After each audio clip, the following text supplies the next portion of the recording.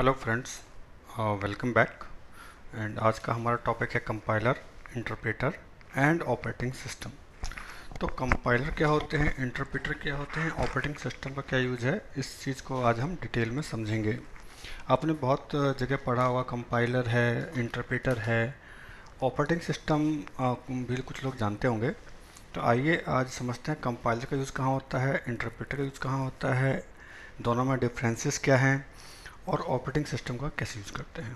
तो बिना time waste के चलते हैं अपने स्लाइड पे और स्टार्ट करते हैं कंपाइलर।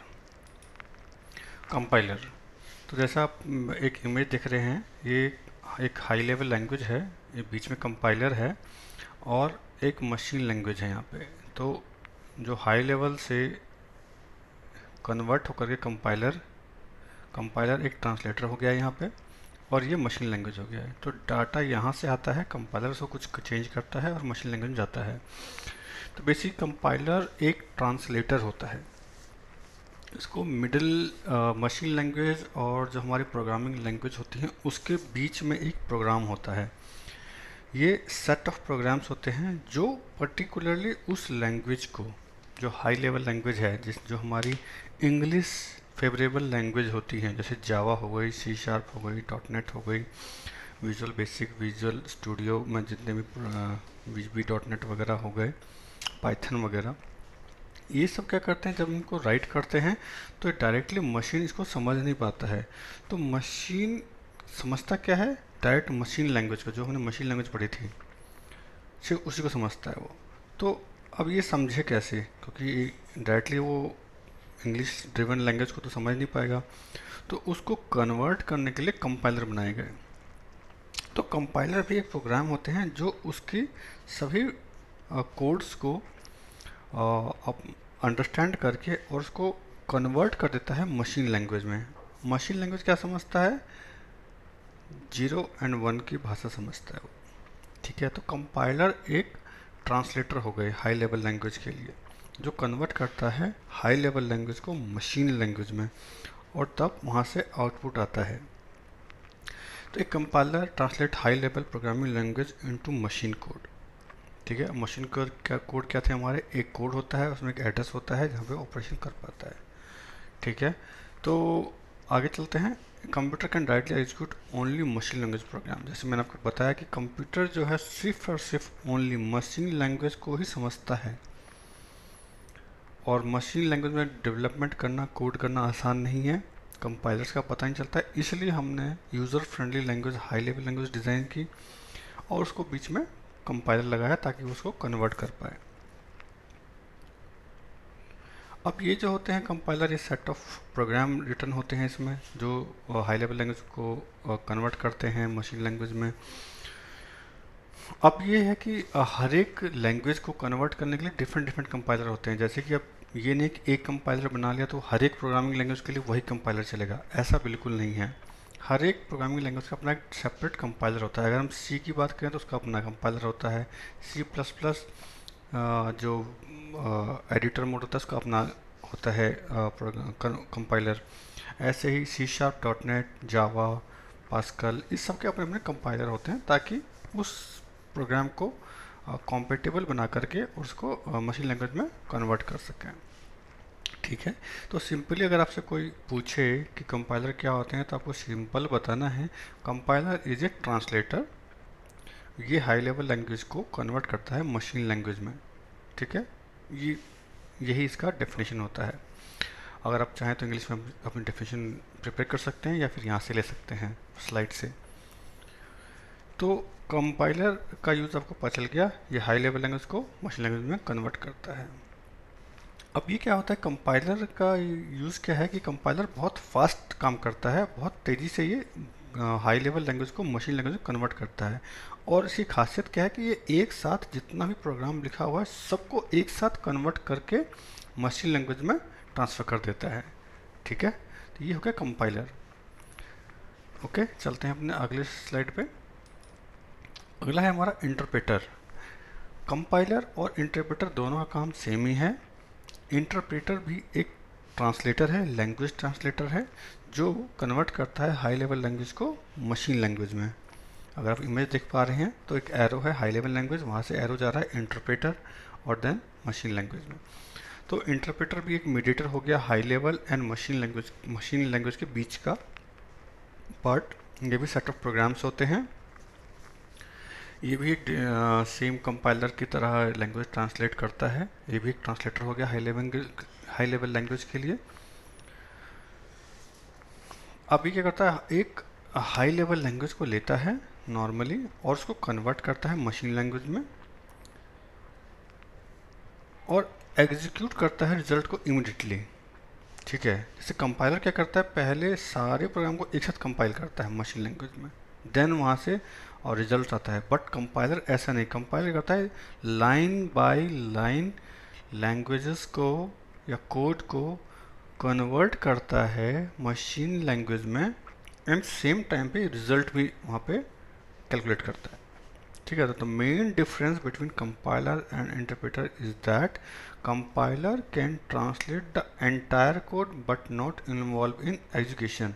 कंपाइलर क्या करता है, सारे कोड को एक साथ सिर्फ कंपाइल करता है मशीन लैंग्वेज में, एग्जीक्यूशन कुछ नहीं करता है। बट इंटरप्रेटर क्या करता है, ये लाइन बाय लाइन कंपाइल भी कर मशीन लैंग्वेज में कन्वर्ट भी करता है और उसका स्टेटमेंट को एग्जीक्यूट भी करता है आउटपुट गेन करने के लिए।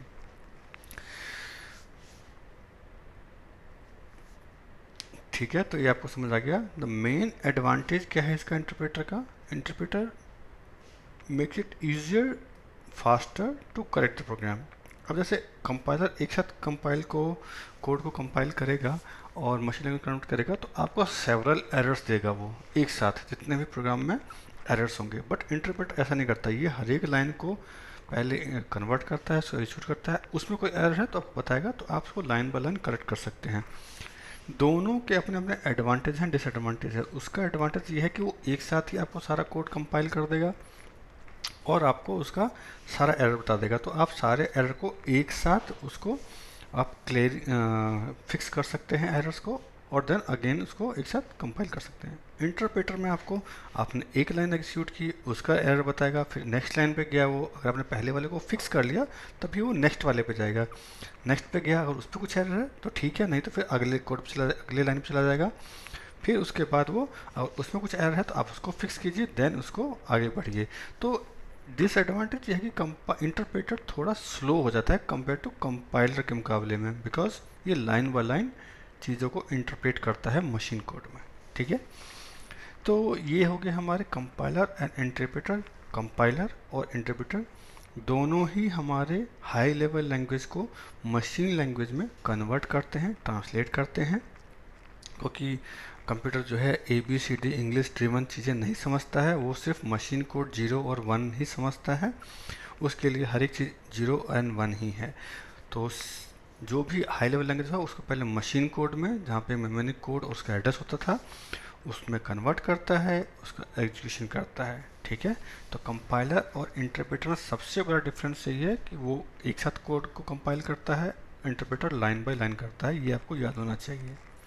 काम दोनों सेम ही करते हैं, कोई डिफरेंस नहीं है। ओके, इसमें भी यही होता है कि हर एक लैंग्वेज के अपने अपने इंटरप्रेटर होते हैं। ऐसा नहीं कि एक इंटरप्रेटर बना दिया वो सब प्रोग्रामिंग लैंग्वेज के लिए कॉम्पेटिबल हो, ऐसा नहीं है। हर एक लैंग्वेज के अपने अलग अलग कंपाइलर और इंटरप्रेटर होते हैं। ठीक है, अगर कोई क्वेश्चन हो आप तो कमेंट बॉक्स में क्वेरी कर सकते हैं।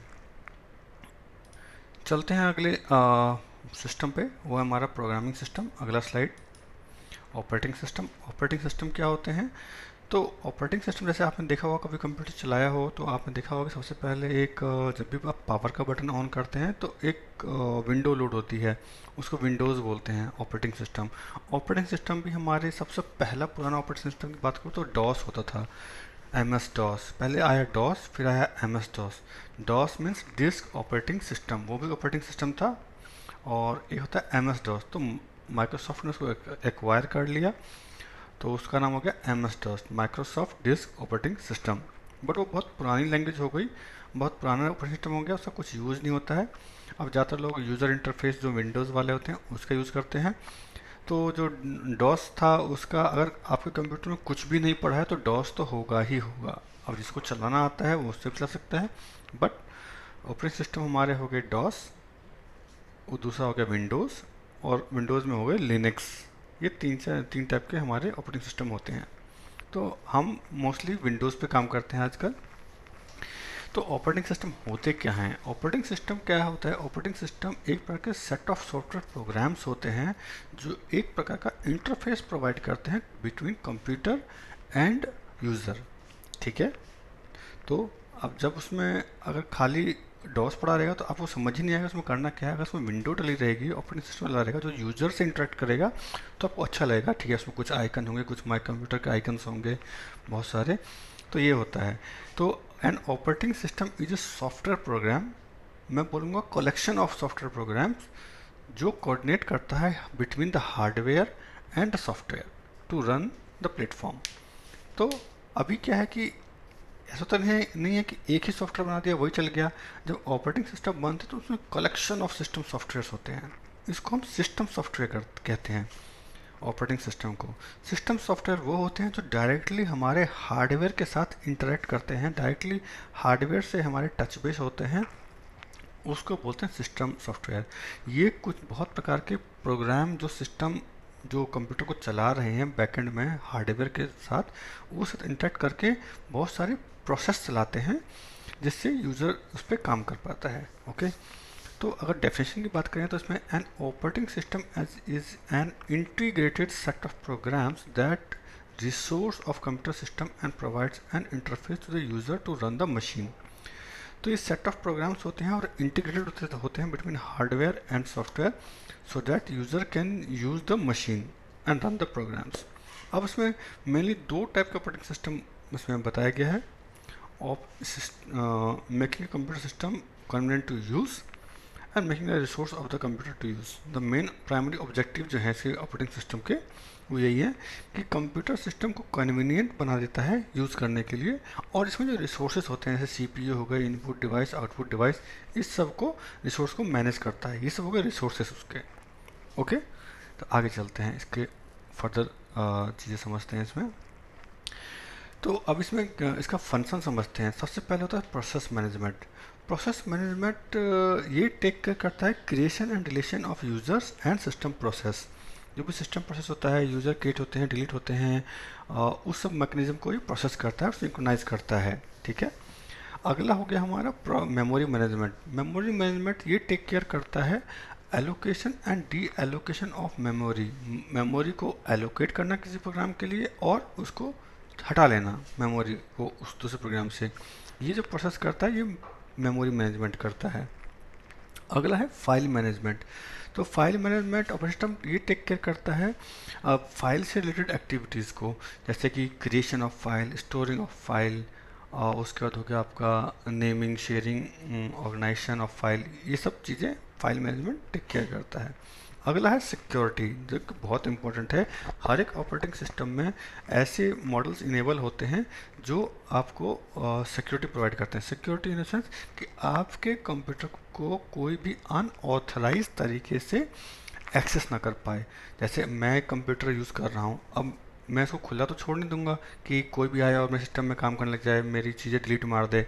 तो मैं उसमें ऐसे सिक्योरिटी फीचर्स होते हैं जो आप उसको लॉक कर सकते हैं ताकि आपके ऑपरेटिंग सिस्टम में कोई एंट्री ना कर पाए। तो ये सब चीज़ें ऑपरेटिंग सिस्टम हमें प्रोवाइड कराता है।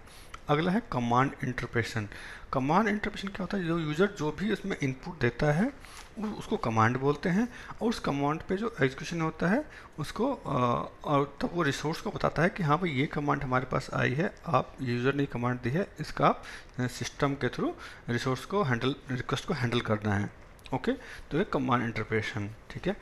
तो आइए समझते हैं आज हमने क्या कवर कर लिया। हमने सबसे पहला कवर किया कंपाइलर, जो कि एक लैंग्वेज ट्रांसलेटर है, हाई लेवल लैंग्वेज को मशीन लैंग्वेज में कन्वर्ट करता है। सारे कोड को एक साथ ही कंपाइलर एग्जीक्यूट कर देता है, बेसिकली कन्वर्ट कर देता है मशीन लैंग्वेज में।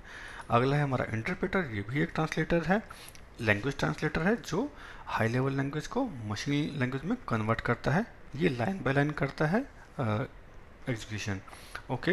अगला है ऑपरेटिंग सिस्टम। ऑपरेटिंग सिस्टम क्या होते हैं? ये हमारे set of collection of programs होते हैं जो एक इंटरफेस प्रोवाइड करते हैं between machine and the user. अब इसके ऑब्जेक्टिव मेन ये है कि computer system convenient to use for the user और रिसोर्स की रिसोर्स को मैनेजिंग करना कंप्यूटर के थ्रू। इसमें कुछ जो अपने फंक्शन हैं वो process management, memory management, file management, security and command interpretation, ये इसके मेन फंक्शन होते हैं। तो आई थिंक हमने ये कवर कर लिया है compiler, interpreter and operating system. तो thanks all for the watching, और आप इसको वॉच कीजिए, शेयर कीजिए फ्रेंड्स के साथ। Thank you.